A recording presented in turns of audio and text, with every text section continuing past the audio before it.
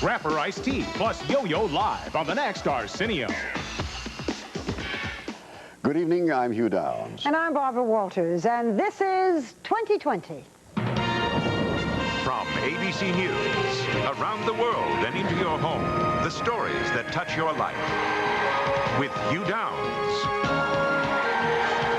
and Barbara Walters, this is 2020. Tonight, chiropractors. Some are treating children for almost everything. Lots of parents trust them. He hasn't had an ear infection since. But there's another side. Our hidden cameras checked out many chiropractors. Wait till you see what we found. Bizarre treatments, conflicting advice. Doctors who test the mother when the child is the patient. What we're doing right now is I'm testing her muscles for him. This child, paralyzed after visiting the chiropractor. They use their techniques on baby's bones. Is this good science or just good business? If you care about your children, you can't afford to miss John Stossel's eye-opening investigation. Handle with care. And Eric and Lyle Menendez. They killed their parents in cold blood. But these jurors say they understood why. Hey, right. They refused to convict and cried along with them. I don't think that Lyle was the only one with tears in his eyes that day. But men on the jury got mad. Called us ignorant, they called us stupid, white bitch. It got nasty behind closed doors, men against women. They were so angry, so outraged. A lot of times it got out of hand. And after the trial, they got an unusual phone call from Eric. I found him very respectful and very pleasant to talk to. Tom Jarrell with the exclusive inside story of this group of women. They sat through arguments and insults, and still, they believed them. Plus, the horror story reported across the country. 19 children sharing one squalid apartment. Filthy, hungry, forgotten. How could it happen? Who's to blame? An outrageous case of neglect. Suffer the children. Those stories tonight, February 4th, 1994, after this brief message. We're using high-resolution robotic cameras in order to give you a closer look at the fit and finish of our Lincoln cars. To achieve this kind of quality, we not only employ technologically advanced machines, we also employ dedicated people who bring to Lincoln a craftsmanship that can't be duplicated by a mere machine. Sorry, fellas. Lincoln, what a luxury car should be. We begin with an investigation that is so controversial, it's already brought us an avalanche of letters, many of them warning us not to air this report. Why? Well, that's a good question to ask yourself as our hidden camera investigation unfolds. Who do you turn to for your child's medical care? Now, for most parents, it's their pediatrician. But some people have found an alternative, one that is raising serious concerns. Well, we're talking about chiropractors. You probably associate them with adults, but some chiropractors are now claiming they can deal with a wide range of children's illnesses, from ear infections to asthma, without medication. And millions of parents believe it. What could be wrong with that? Tonight, John Stossel investigates their techniques and the results. Are parents being manipulated by some chiropractors? Is this the way to treat your children? Is that okay? Did we do good? Okay, Greg, you're ready. Dr. Larry Webster of Atlanta is the image of the kindly family doctor. His waiting room is filled with kids and parents who firmly believe Dr. Webster is their road to good health. Well, that means that probably they seek me out first for a problem. But Webster is not a family doctor in the usual sense. He's not a pediatrician or even an MD. He's a chiropractor, one of many who now say, we can do more than just treat backs. Chiropractic can help your whole body, and your children's bodies too. Webster's treatment, you're seeing it here, focuses on making an adjustment in the child's spine. He just pushes on the bones. This, he says, gets rid of something called vertebral subluxations, bones out of alignment in the spine that chiropractors claim press on nerves. Getting rid of these subluxations, he says, restores the child's nerve supply and allows messages to flow freely from the brain. This is supposed to allow the body to heal itself. Did you make an adjustment? Yes, I did. Mm-hmm. So that little thing, that was it? That was it. The appointment costs about $25 and lasts just minutes. But Dr. Webster's customers are very satisfied. He and other chiropractors we watched have wonderful bedside manner. Dr. Webster plays with the kids and takes lots of time to explain things. Above all, his treatments are unthreatening. No shots, no antibiotics, no vaccinations, ever. It's all natural healing, say many chiropractors, and by treating vertebral subluxations, this natural healing can prevent ear infections, asthma, bedwetting, some say even cancer. I think it's amazing myself. I really do. This mother says Webster helped her autistic child. Still, he wouldn't sit still, period. I mean, he would tear the things off the wall. He would just, and now, you know, he'll sit in class. You know, his teachers say, well, he sits in class. Probably my most dramatic one has been a kid from Sao Paulo, Brazil. That child, he says, was deaf when he first saw him. We adjusted him on Saturday, checked him again Saturday afternoon, adjusted him again. Sunday morning, they told me the child was doing this. The child was having sounds penetrating for the first time and did not know what they were. And now the child's hearing normally. Can I talk to these families? Well, if you got the Sao Paulo, Brazil, I don't know. We can call Brazil. Sure, okay. And that's no problem. But later, when we asked him for the number, he said he couldn't find it. All this makes me more skeptical, but his patients believe He does everything. For many, Webster's the only doctor they see. Do you go to a pediatrician too? I don't go to the pediatrician. He does everything. He does everything. But your son then gets no vaccinations? Not at all. No antibiotics, ever? Not needed. I said, chiropractor for an ear infection? This mother was skeptical at first. I really was kind of leery when he did the little thing that he does to his ears, and he hasn't had an ear infection since. It's all nonsense and scare tactics. Dr. Murray Katz of Quebec is director of one of North America's biggest pediatric medical centers. If this is such nonsense, why do patients get better? Patients don't get better. People believe they're getting better. We know that ear infections can go away in 2 days. We know an asthma attack can stop acutely. We know that bedwetting, eventually people outgrow it. Katz is just one of many medical doctors skeptical of chiropractic. But Katz is unusual in that he's taken the time to really study it. He's visited chiropractic colleges, sat in on courses. He even joined the Chiropractic Pediatric Association, which is headed by Dr. Webster. Katz and other MDs' conclusion, yes, spinal manipulation, like the treatment you're seeing here, can be useful in relieving some lower back pain. And there are studies in medical journals to support this. But as for relieving other symptoms and treating children, Katz and others say it's nonsense. There are hundreds of millions of dollars being spent to treat 15 or 20 million children a year for subluxations, which none of them have. Can you give me a smile, John? Yeah, that's great. Dr. Webster's been called the grandfather of chiropractic pediatrics. But today it's a hot business, and lots of chiropractors are doing what Webster does. Today there are companies that teach chiropractors how to build their practice. Make $1 million in 24 months. I guess then you can buy this boat.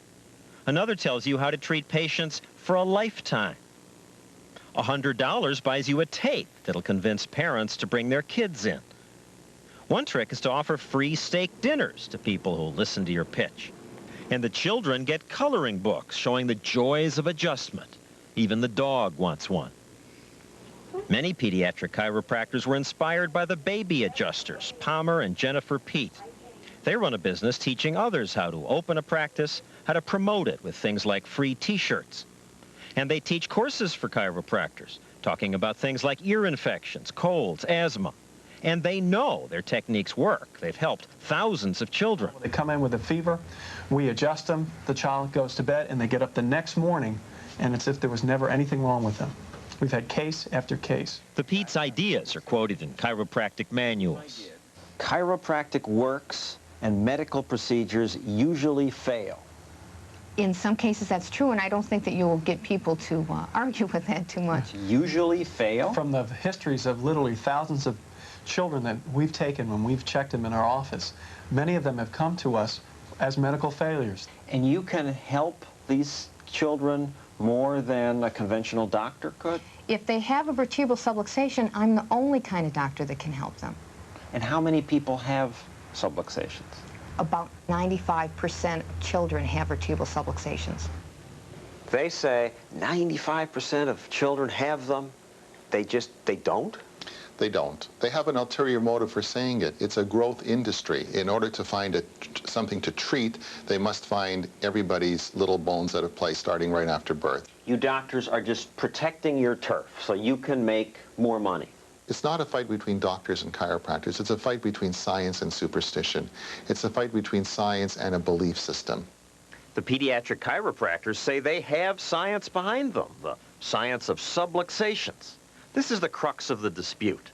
Many medical doctors say what the chiropractors call subluxations don't even exist, that everyone has tiny variations in their spines, and these have no effect on our health.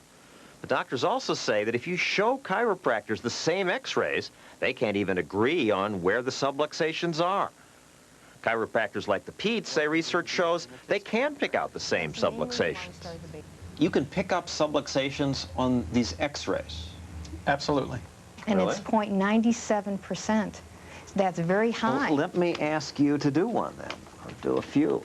I can't. I don't have a view box. Yeah, we don't have the equipment. Sorry, we're not set up yet. Also, we don't have the time because we have to... Well, if we leave them with you, or... Well, it would depend on what kind of x-rays it were. Let me have a And look the at quality of the x-rays. the quality of the x-ray. And that's not a very good x-ray. Who took these? And that one, you can't analyze that. If you can't read these x-rays, can we take some of your x-rays and take them to other chiropractors and see if they see the same thing? Yes. But when we later tried to do that experiment, the Petes wouldn't give us the x-rays. They said we were running a circus. Certainly medical. He checks out just fine. Physically, he's okay. We thought we'd learn more about this hot new business by running a real-life test. Blake has recurring ear infections. His pediatrician told his mother, Lori, that the ear infections can be treated with antibiotics, and eventually Blake will outgrow them. Give me high fives. Yeah. At our request, Lori then took Blake to 9 chiropractors. A 20/20 cameraman accompanied her, saying he was a friend.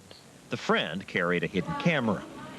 If pediatric chiropractic is a science, you'd think that the chiropractors would agree on what's wrong with Blake. Or perhaps they'd agree with the pediatrician and say Blake is healthy and needs no treatment. Did they? No.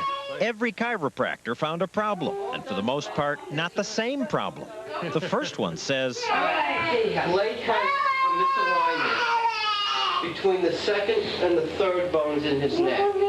This chiropractor found a different misalignment. And it's on the right side of his neck between the first and second bone. This doctor concluded that Blake's main problem is in his glands. At least in terms of the reflexes that I'm testing, there is a weakness in the adrenal glands. This chiropractor knows Blake has a subluxation because one of his legs is shorter than the other. They're not even close to level. Now, see, this is off about it. And so on. Although the chiropractors found different problems, they agreed on one thing. They could help. And by the way, Blake's crying not because the chiropractors hurt him. Blake just doesn't like going to the doctor. Now, some of the techniques the chiropractors used were quite strange, such as second-hand examinations. This chiropractor says he'll diagnose Blake by pulling on Lori's arm while Lori touches Blake. Just put your hand on the shoulder, your hand, that's fine. It's just as I push down your arm, when there's a problem, it's going to go weak. And that's going to give me information about what has to be done. This chiropractor had Blake lie on top of Lori, and then he pulls Lori's legs. Now, what we're doing right now is I'm testing her muscles for him, okay? And there's a combination of energy here. So let me show you. Hold this up again. All right, now this leg doesn't work too good, and this leg doesn't work too good, right? Huh? Yeah. Okay, now that means that there is a jamming of his occiput. That's the top bone in the... His what? The occiput, which is the backbone of his skull. All right? Now, By pushing down on her leg, you felt? That's what it says. Yeah. Then he touches Blake's back, and presto, he says Blake is already better. I just lifted the occiput, this backbone in the skull, with my thumbs, like this, and like that on the other side.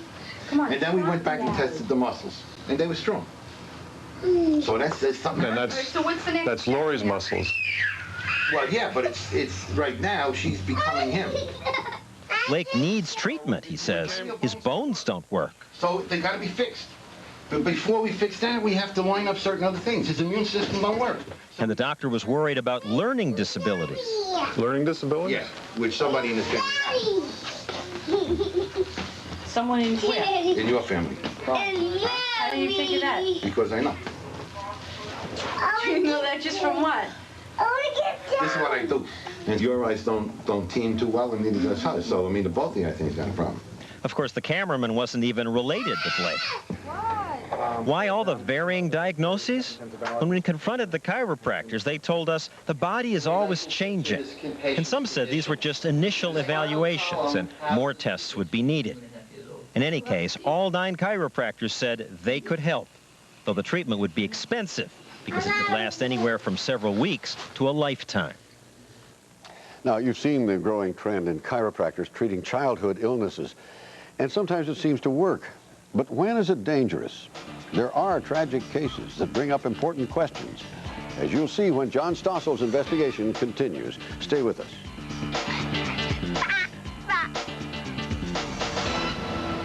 I'm a nurse, and I'm a nurse first, and I'm an Aetna employee second.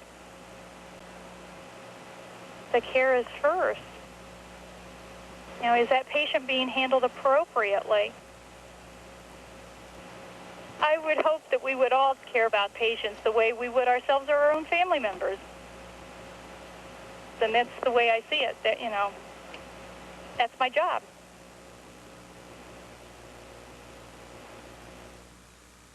This cereal and milk is high in calcium, but take away the milk, and it's still high in calcium because it's whole grain Total. Of all these cereals, only Total is an excellent source of calcium even before you add milk. Calcium-rich whole grain Total. You can get more calcium from one bowl of whole grain Total than you can get from all the corn flakes in this 12-ounce box, or in 5 boxes, or in 10 boxes. Total, the only leading cereal that's an excellent source of calcium, or in 20 boxes. Every time Mercedes-Benz introduces a new car, other car companies rush to follow. And when Mercedes-Benz introduces a whole class of new cars, others scramble to catch up. Now Mercedes-Benz is introducing the new E-Class, featuring the powerful E420 V8. Other car companies may find this one even harder to follow. Hi, Tony Chase. We're here to introduce a great new savings program from MCI. It's called Best Friends. Best Friends from MCI. And it's simple. If you and a friend you call a lot both join MCI and Best Friends, you will save 40% on calls to each other from now on. 40%. 40% from now on. It's a great deal. Not to mention the savings you can get on other calls with friends and family. On calls to 19 more people you call frequently. Best Friends is the least expensive way for 2 friends to call each other.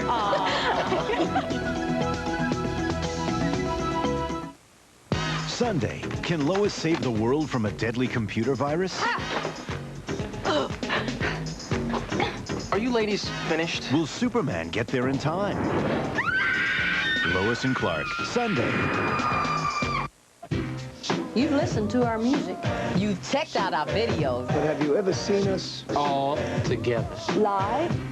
Monday, it's the 21st Annual American Music Awards with live performances by Whitney Houston, Michael Bolton, Rod Stewart, and more. Because a great year in American music deserves a great party! Join Reba McEntire, Will Smith, Meatloaf, the list goes on. The 21st Annual American Music Awards. It doesn't get any hotter than this. Monday. Now, there are those who believe chiropractic is an effective natural alternative for treating children, and others who believe it's nonsense. If it is nonsense, kids could be at risk, not from the adjustment itself. This is rarely dangerous. But if the chiropractor gives bad advice, then real diseases could be overlooked. It has happened, as you'll see in the conclusion of John Stossel's investigation. Recently, 2 children were brought to this hospital at the University of Iowa with mastoiditis, an ear infection so bad it had eaten into their skulls. Cases this severe are seldom seen since the age of antibiotics, but the chiropractors that had treated the children didn't think antibiotics were necessary. At this hospital in Peoria, doctors were stunned to see a case of kwashiorkor, a kind of malnutrition rarely seen in developed countries. Matthew Goodwin had been treated by chiropractor James Hogue. Hogue says he was treating the child for a skin rash. Apparently, he didn't know that the rash was the result of malnutrition. Hoag adjusted him and prescribed herbal therapies like Silmax leaf from the health food store. But Matthew's problem was that he just wasn't getting enough food. Hoag didn't notice that. I saw no indication that he, for instance, was not being fed. Hoag claims he referred Matthew to a pediatrician, but Matthew wasn't seeing a pediatrician. Officials say he was only being treated by Hoag. When Matthew arrived at St. Francis Medical Center, doctors here tried to save him, but it was too late. He died of malnutrition. Lawyers for Matthew's grandmother asked physician Warren Bishop to investigate the chiropractor's care. This is obvious. This sort of thing should be obvious to anybody. I think if you were in the grocery store, for example, in line at the cash register behind a mother carrying a child who looked like this, you would have been shocked, appalled, and worried. Treating it with Silmax leaf, whatever that is, it just defies belief. A grand jury indicted the boy's caretaker, his grandmother, for neglect because she didn't provide proper medical attention. She's been sentenced to 4 years in jail for involuntary manslaughter. The grand jury wanted Hoag investigated further, but the DA responsible decided not to prosecute. Hoag continues to offer chiropractic care to children. I didn't see any indication he was starving to death. The last time he was in, he looked thin. One more case. When Keith Farrow was a baby, he held his head at a tilt. His mother's chiropractor said, "I can help." He just kept talking to us and finally talked us into it, you know, saying that he could fix that. And he turned his head to the right, to the left, and back, and snapped. I mean, he popped, his neck popped, you know, and Keith started crying. I said, and he said, well, he'll calm down a little bit. It won't hurt very long. The next day, he says, Keith went limp, so they took him back to the chiropractor. He turned his head to right, left, and snapped. He said, I said, well, look how limp he is. He said, he just looks like he's got a bad flu bug. He said, he'll be okay in a couple days. Keith started running a fever. Then they took him to an emergency room. Eventually, a St. Louis hospital found Keith had a tumor that ran the length of his spinal cord. The doctors believe the chiropractor's adjustment aggravated the tumor, which then cut off the blood supply to Keith's spine. Today, Keith is paralyzed from the waist down. The chiropractor, James Kessinger of Cape Girardeau, Missouri, says Keith's problem stemmed from a drug he was given at the hospital. So it's not because you adjusted his spine? No, absolutely The doctor said the tumor ruptured, and I would think you were... He said it ruptured, but he had no proof of that. In fact, Kessinger says if the Farrows had just brought Keith in earlier, proper adjustments might have taken pressure off Keith's brain stem, and the tumor might never have grown. You don't feel you did anything wrong with Keith? Oh, absolutely not. He should have come to you sooner? Absolutely. The Farrows don't know what to believe. They're not convinced that the chiropractor caused Keith's problems. They even took Keith back to Dr. Kessinger in hopes more adjustments would relieve Keith's paralysis. They didn't. We thought we'd try another test, this time with a child who does have an ongoing problem. 5-year-old Cody Finello of La Crosse, Wisconsin, has chronic ear infections. Infections so severe, they're starting to give him hearing loss. Cody's medical doctors want to insert tubes in his ears to help the infection drain. But Cody's mother was nervous about surgery. Then I got talking to my normal chiropractor, and he said he could do something better. And if I can find some other way to fix his ear problem, I'll do it. ABC paid to have Cody examined by 8 chiropractors. Again, all 8 found a problem. But Cody's mom says it usually wasn't the same problem. This chiropractor said Cody has a pinched nerve in his neck. At this office, the chiropractor said Cody's left leg was shorter than his right. Here, the chiropractor said his right leg was shorter than his left. Chiropractic critic Dr. Katz says none of the diagnoses make sense. Why couldn't an ear infection be caused by a pinched nerve? If the nerve was being pinched, all the parts which that nerve supplies would then be affected. The child would have facial paralysis, the child might have swallowing problems, the child would have many, many other problems. Anatomically impossible. Anatomically impossible. This chiropractor said the problem was nutritional. Cody was deficient in zinc. This doctor said food sensitivities are the problem. These are the things that he was sensitive to. Stay away from corn, cow's milk, and white flour. Okay. He never even examined Cody's ears. When we asked these chiropractors why all the different diagnoses, some said leg lengths change. Some said they weren't varying diagnoses, just different techniques. Stay away from corn, cow's milk, and white flour. When we confronted this chiropractor, he said although he had talked about food, his main diagnosis was a subluxation in the top vertebrae. Chiropractor James Bowman said Cody didn't even have an ear problem. Instead, he said he has a disturbance in his nervous system. The cause of that seems to be scoliosis, which Scoliosis is a frightening diagnosis. It can be grossly deforming. This is very persuasive. His spine is curved. If I were his mother, I'd worry. Scoliosis is not any little curve in the spine, and it's not a condition which we see in that age group. It's almost unheard of. We've never seen a case. I think I've seen one case in 20 years. His doctor says your diagnosis is ridiculous. Well, you know, if he's not familiar with chiropractic, it would sound absurd, certainly. And the radiologist, too, says this is totally normal. I would disagree. Of course, if you listen to what the Petes say, most children don't have normal spines. They have subluxations. Subluxations, if left undetected and uncorrected, are life-threatening? They certainly are. They certainly are. Someone might just drop dead if they're not treated? That's correct. That's correct. Now is the time to tell your patients that subluxations are slowly killing their children. That's true. That's true. You're scaring people for money.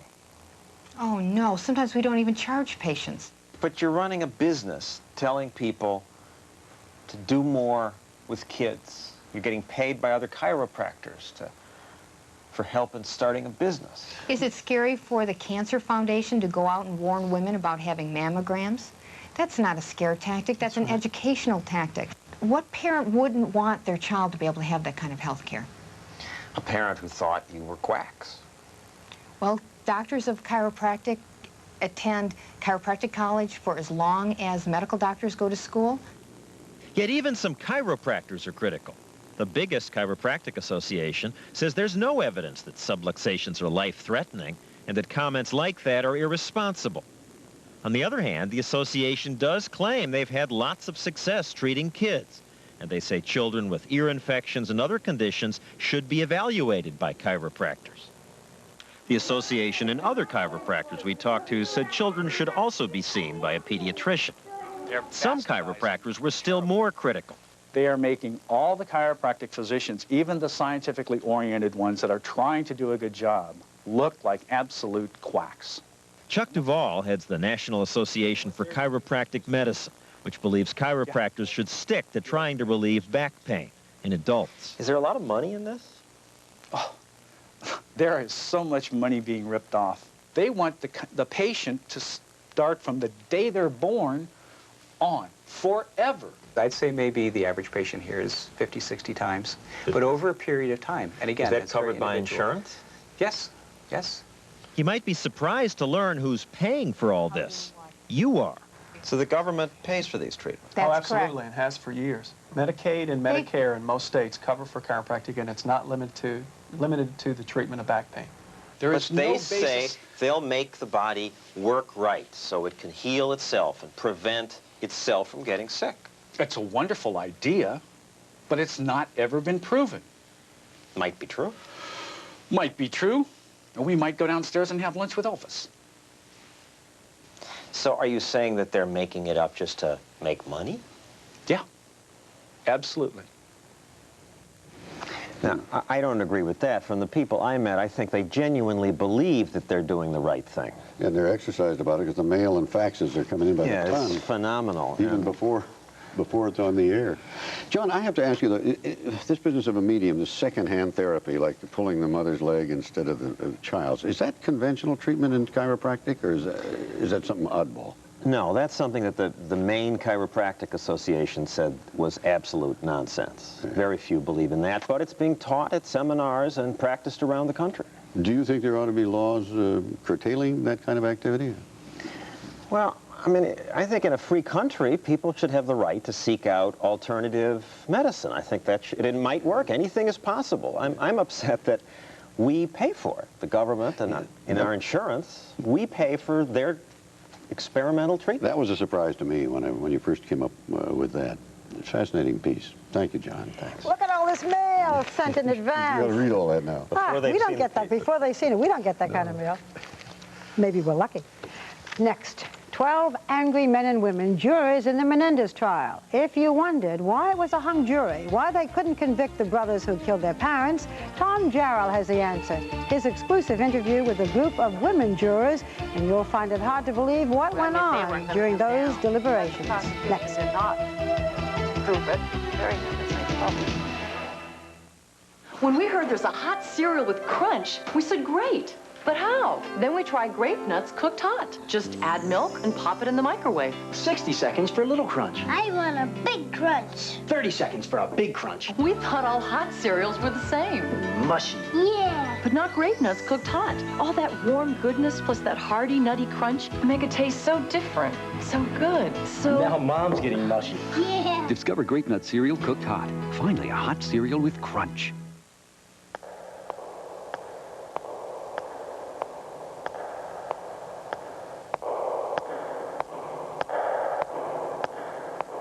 The competition included more than 100 of the world's best cars. But in the end, only one was judged a car ahead. Motor Trend's Import Car of the Year, the new Accord from Honda.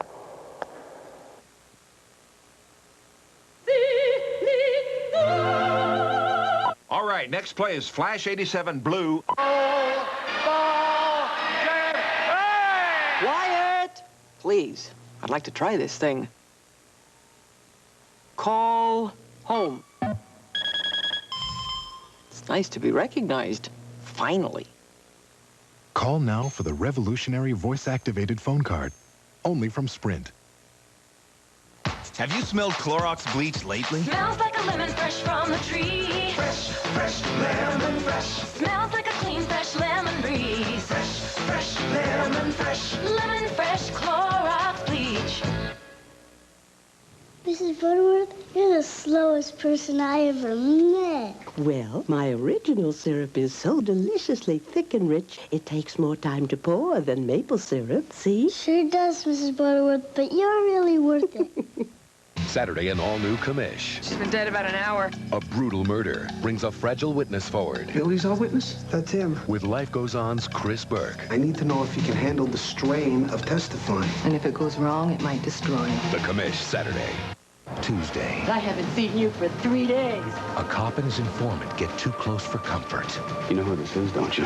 Robert Snitch. You're in the girl's diary, Mike, threatening to take a life. An all-new NYPD Blue, Tuesday, viewer discretion advised. Two brothers who divided two juries. They killed their parents, but separate juries deadlocked on the verdicts. How could it happen? Let the jurors tell you the inside story.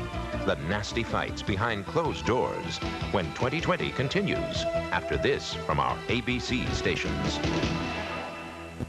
You've listened to their music, you've checked out their videos, but have you ever seen them all together, live? Oh my goodness. Monday, it's the one night too hot to miss. With live performances by Whitney Houston, Michael Bolton, Kenny G, Rod Stewart, Tony Braxton, Vince Gill, and more. Join Reba McEntire, Cyndi Lauper, Tony Bennett, Will Smith, Meatloaf, Salt and Pepper. The list goes on. The 21st Annual American Music Awards live Monday. Tonight from the 21 Alive newsroom, Nissan will spend $200 million to buy back 33,000 trouble-plagued vans. 94 is the year to talk tough on crime, and it's no different for Fort Plains mayor and his State of the City. This may be our bicentennial year, but there's still some weird laws on the books. The story tonight. It's a romantic weekend for three. Next time on Cheers. Friday night at 11:35 on 21 Alive. I'll have another tax tip with word on what form's right for you. Jay Walker has your weekend weather update. And in sports tonight, Greg has IPFW volleyball and high school basketball. It's all coming your way tonight at 11 from the 21 Alive newsroom. I was always the first to try something better. First in the county to have a combine, you know. Really simplified harvest. Started a whole new era. Now you got another new era starting with this new Broad Strike weed control system. Broad Strike herbicide does what the Combine did. Makes things simpler. If I was farming today, I'd try Broad Strike. After all, trying better stuff is what helped me to pass this farm hunt.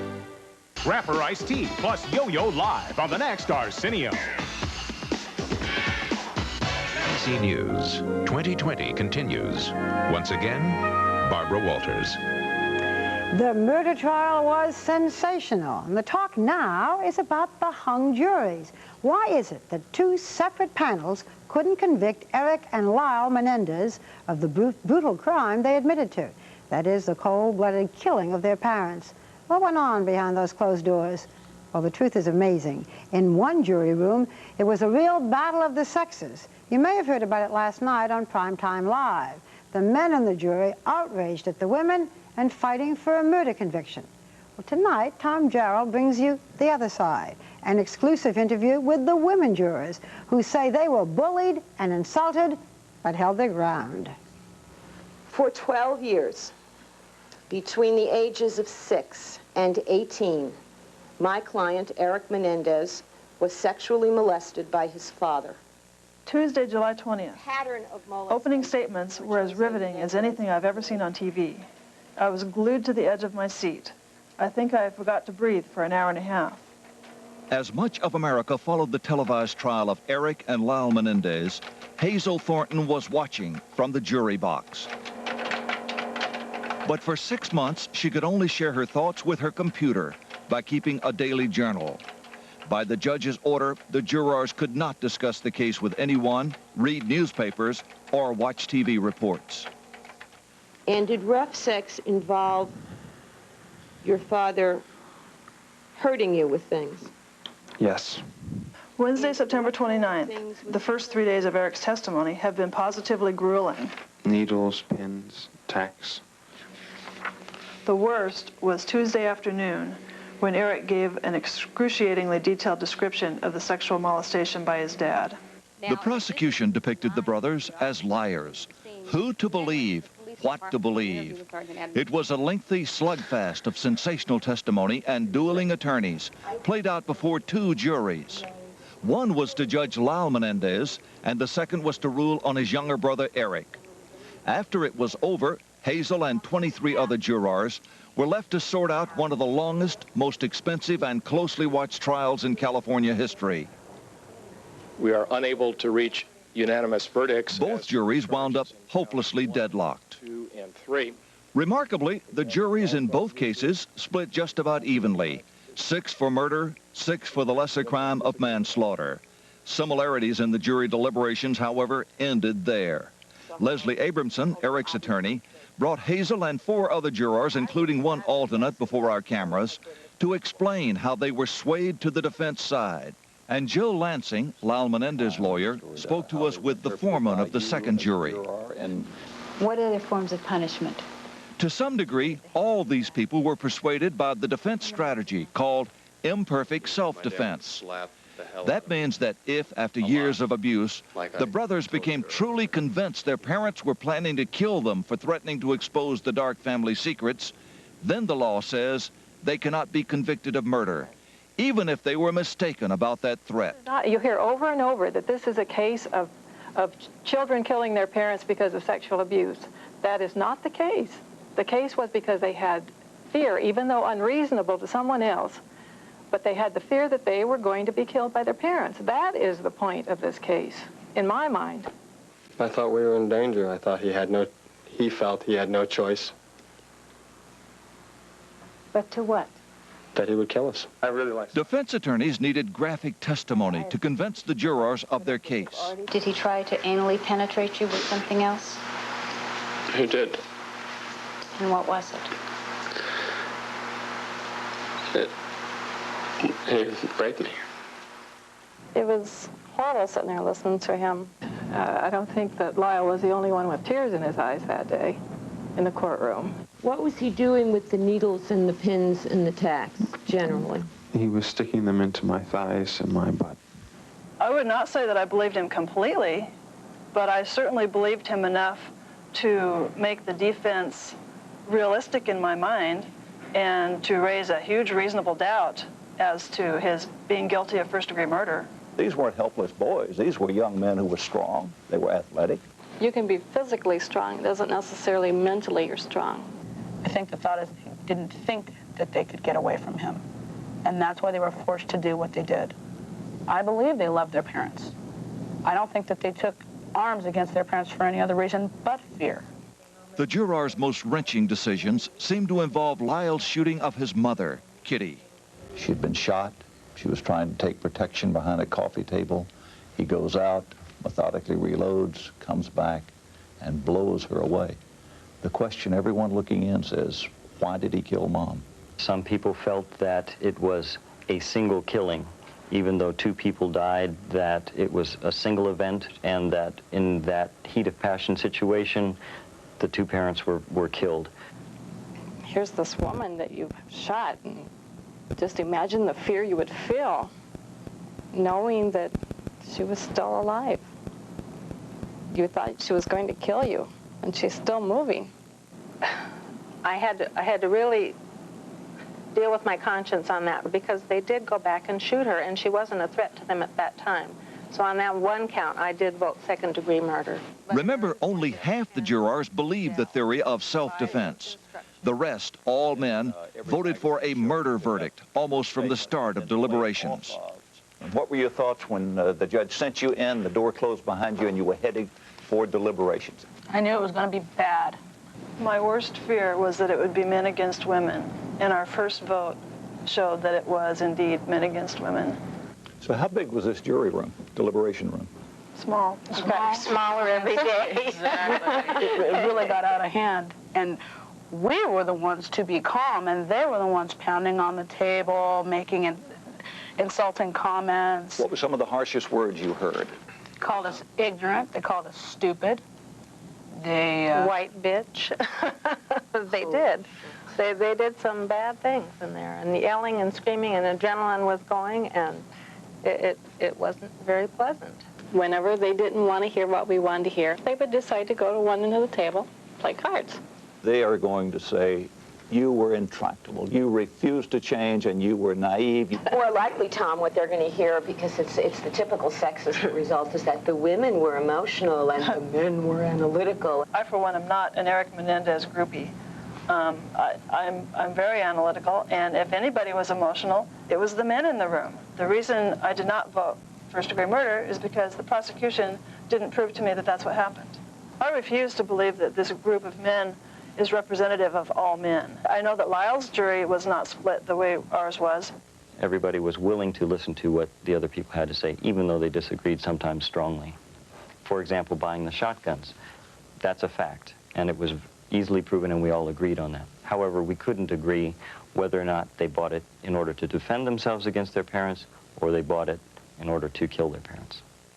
This jury's deliberations seemed cool, analytical, and rational, but neither side would budge.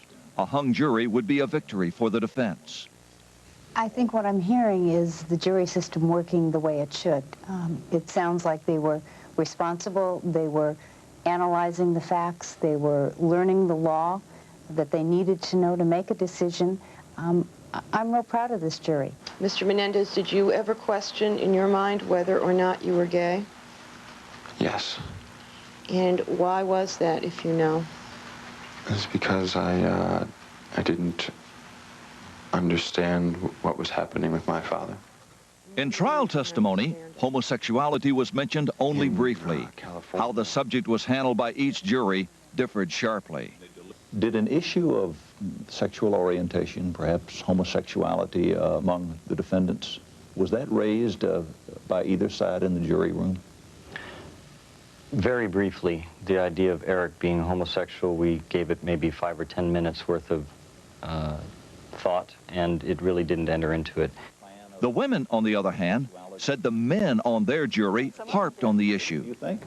Was homosexuality raised? Oh, are you kidding? we talked about homosexuality for 3 solid weeks. 3 weeks? Oh, yes. And it came up almost immediately and was an issue every day for the rest of the deliberations. So what was the point of it? What was being argued and what was being said? Oh, various things. Eric is gay, and that's what caused the tension in the family and led to the killings. Eric and Lyle were doing each other, all kinds of theories. And my point was, number one, there's no evidence that Eric is gay. And number two, if he is gay and there is evidence, now show me the evidence that that has something to do, even remotely, with these killings. They had no evidence, and they couldn't think of any evidence. They just threw it around a lot as if that would be the deciding factor for us. They set up a lie that Eric is homosexual. He is not. You might be surprised to learn that recently these women were invited to dinner at the home of Leslie Abramson when Eric Menendez phoned. I asked him, did he want to say anything to the jurors? He was very, very nervous. Wasn't sure he wanted to do it, but his main question was, well, do they want to talk to me? The answer was yes. An insatiable curiosity had built up over 5 months in the courtroom when they couldn't speak to him. I had a nice, long conversation with him, and I didn't find him a spoiled brat at all. I found him very respectful and very pleasant to talk to and very well-mannered. He apologized to me for having to put me through the 3 weeks that we sat in deliberation, which I found that was us that should apologize to him because he has to do it all over again, it seems. After you talked to him, did you feel better about your verdict? Your decision as an individual on the jury? I was already all right with my decision. A footnote to this legal epic. Hollywood is not a place to let a good story or commercial venture go unnoticed. The Beverly Hills crime scene has taken its place on the Graveline tour, which includes the house where gangster Bugsy Siegel was gunned down, and the hotel where John Belushi overdosed. For sightseers, the old Menendez mansion is now another of Hollywood's ghoulish places. Tom, it seems that in several prominent cases recently, Lorena Bobbitt, for example, that the psychological background of the defendant becomes the basis for the plea. Is that going to be a trend? I mean, everybody has a psychological background. Certainly, these are high-profile cases, so we're hearing more of them, and lawyers, of course, see success and emulate success. This is another version of the age-old defense tactic of try anyone except my client. Now they're trying the client as the victim. It is new, and it is working in some cases.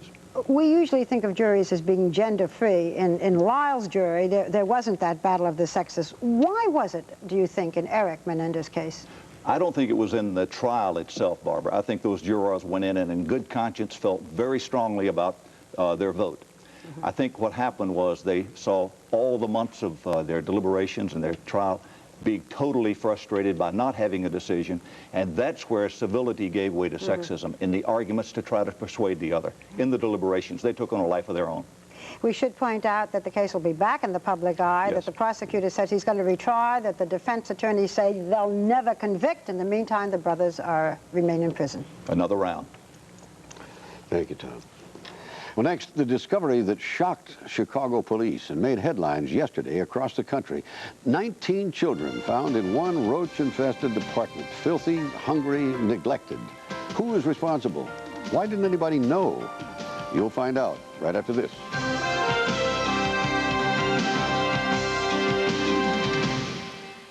I got a problem. Poor baby. Yeah, watch.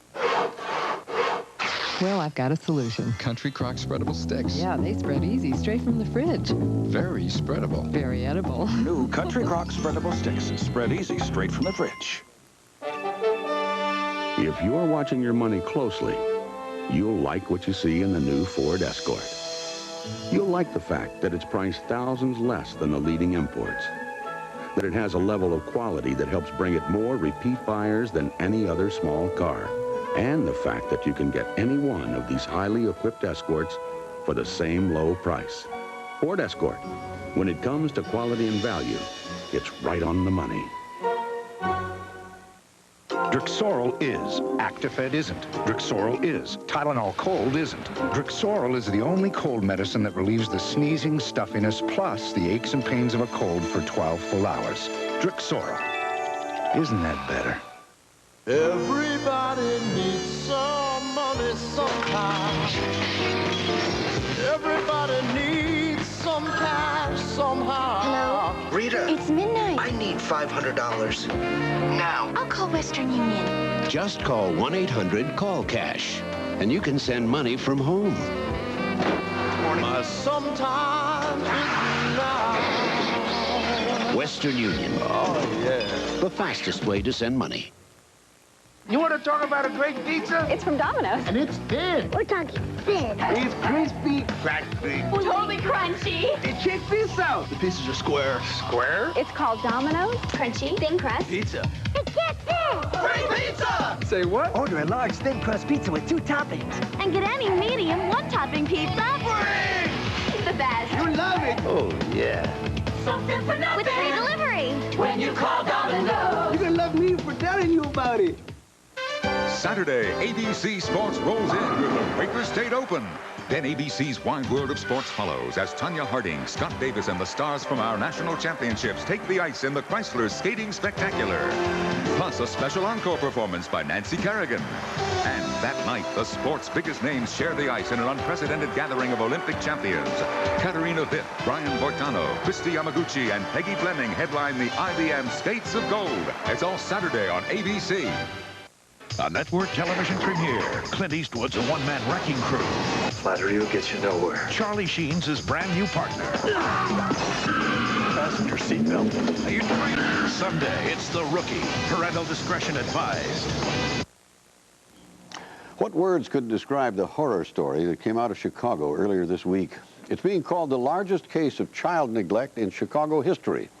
So many people are talking about it that we thought we'd bring you up to date on what happened and then try to find out why from a man in Chicago who should know. First, number 219 North Keystone Avenue. Police arrived at the address as part of a routine drug investigation. What they found instead was this chilling scene. 19 children, most of them just 5 years old or younger, all living in a tiny 4-room apartment. At least 7 adults were also living there. The conditions inside were so bleak that it's difficult to imagine anyone, let alone these small children, surviving them. The conditions were totally decrepit. Roaches crawling over anything. The oven's totally unable to cook any warm food. The icebox is totally destroyed. Hardly any food in the house, and the remaining food that was on the floor was being fought for both by the dogs and the children. We observed 2 youths, 2, 3 years of age in diapers, sitting in front of a radiator with a bowl in their hands, and inside they had a neck bone, and they were eating that. And then as they placed it down to the floor, the dog would come by and start eating on the same neck bone, and then the kids in turn would then place it back in their mouths and continue eating the food. The windows were broken, allowing the freezing Chicago temperatures to seep inside, and there was virtually no furniture aside from dirty mattresses thrown down on the floor. One little boy who suffers from cerebral palsy seemed in worse shape than the others. He looks like he's just totally been abused. He's got cigarette burns all over him, whip marks, cut scratches, just total neglect. Chicago's Child Welfare Agency had received several calls regarding this household, but caseworkers never investigated. Just how things went so wrong for these families is still unclear. 6 of the adults were receiving public assistance totaling $2,500 in cash a month. On top of that, they were getting another $2,000 in food stamps. To find out what happens to these children, we went to the public advocate in Chicago, Patrick Murphy, who represents the city's abused and neglected children. Mr. Murphy, we should point out you are not part of the welfare system. You are an independent organization investigating this, right? We're lawyers representing abused and neglected children, that's right. Okay. 3 of these children were babies under the age of 1, most under the age of 9. What happens to them? Do they go into foster home after foster home? Could they be adopted? Do they go back to these parents? If history repeats itself, they'll go through a series of foster homes, and the state will end up putting them back with their parents. The laws in Illinois and in the United States push what's called family reunification and family preservation, even if, like in this case, there's no real family. They are the offspring of at least 4 sisters. One of them was in the hospital, an additional sister having yet another child. These are the parents to whom the children will be going back, these mothers? That's correct. And, you know, it's not an unusual scenario, by the way, Barbara. We have 5 or 6 cases like this every day, not with 19 kids from 4 different moms, but usually it's 4 different moms with 19 kids in 4 different apartments. What's going on here is you have a welfare system that encourages kids, when they should be out playing hopscotch, to have kids. All of these women had kids when they were 15, 16 years of age. By the time they were 20, 21, they had 3 or 4 children. Their lives are over. They understand by that point. They understand that welfare is not a ticket out of the ghetto. In fact, it's a ticket into the deeper ghetto. And then they turn to drugs and start abusing their kids. The last 2 children who were born drug addicted, and as you pointed out, there was about $4,400 a month going into that apartment. Just a couple of hundred was reaching the kids, and obviously the rest was going up someone's nose or into someone's arm. I'm going to give you about 15 seconds to answer the biggest question. President Clinton wants welfare reform. Is this part of the problem? It's long overdue. You know, we liberals have devised programs which have caused the problems we're trying to rectify, and it's time now that we put in programs that demand responsibility of the people who start getting these funds. It'll be good for them, it'll be good for their kids, and good for the nation. In the meantime, 19 children are suffering. Thank you, Mr. Murphy. We'll be right back.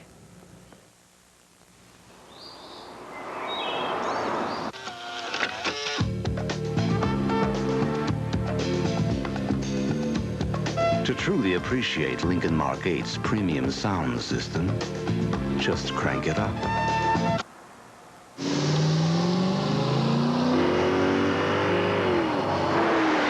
Lincoln Mark 8. The luxury coupe with a 32-valve, 280 horsepower sound system. Drive everything else first. You like milk and it shows. You like milk and it shows. You like milk and it shows. You've got baby soft skin. You like milk and it shows. And a big healthy grin. You like milk and it shows. Milk. It does a body good with vitamin A to help keep skin smooth, calcium for strong bones, and protein to help build muscle. You like milk and it shows. It does a body good. All families have disagreements from time to time, but some families argue again and again and never reach a solution. If this sounds like your family, call the Boys Town National Hotline at 1-800-448-3000. The hotline has trained counselors who are available day or night to children and parents, and the call is free of charge. Time now to go to Washington, where Ted Koppel is preparing a special Nightline, which carries on the discussion that Tom Jarrell and Barbara Walters were having a few minutes ago. Ted?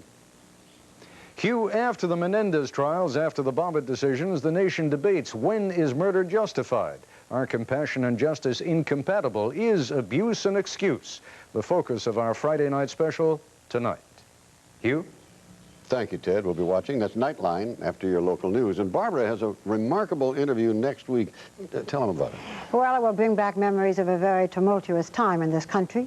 Last fall, her face was everywhere. The fugitive who eluded capture for more than 2 decades, 23 years, she unexpectedly turned herself in. Her name, Catherine Ann Power. And for the first time, she tells her story in an exclusive prison interview. Once a member of a violent anti-Vietnam War protest group, Power took part in a Boston bank robbery in which a policeman was killed. And for 23 years, she hid her identity, even from her only son. But the past gave her no peace, so she surrendered and is now serving time at a prison outside of Boston. And that's where I went to talk to her. And finally, Catherine Ann Power talks about the crime, how she hid for 23 years, how she is now. We'll be watching that. That is 2020 for tonight. We thank you for joining us. And remember, we're in touch, so you be in touch. I'm Barbara Walters. And I'm Hugh Dow. And for everyone here at 2020, have a good weekend. Good night.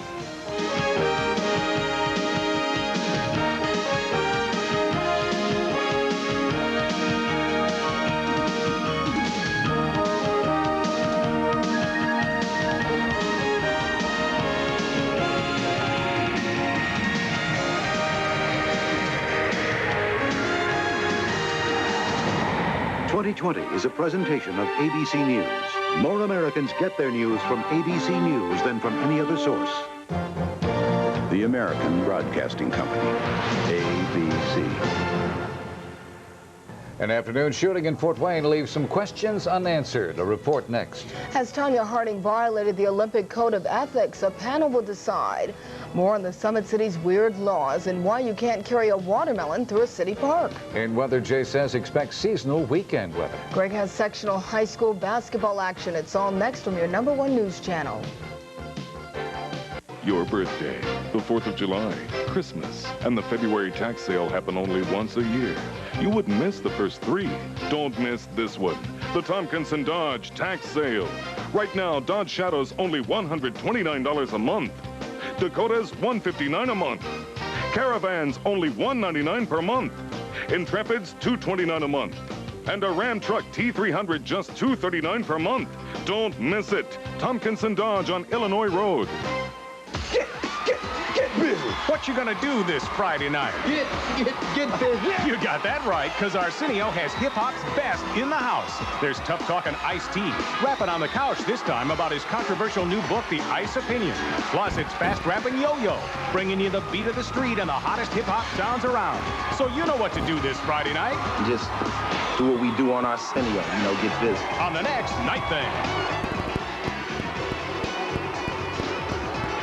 Introducing the Relationship Loan from Fort Wayne National Bank. New customers can borrow at a low 6.9% APR. If you have a checking or savings account or open one, it's 6.8 APR. Checking and savings, 6.7 APR. And if you have a checking, savings, and any other loan with us, you can borrow at an unbelievable 6.5% APR. See, it really does pay to bank with us. Fort Wayne's my city, and that's my bank. The Relationship Loan. The better we know you, the better it gets. Only at Fort Wayne National Bank. This is WPT.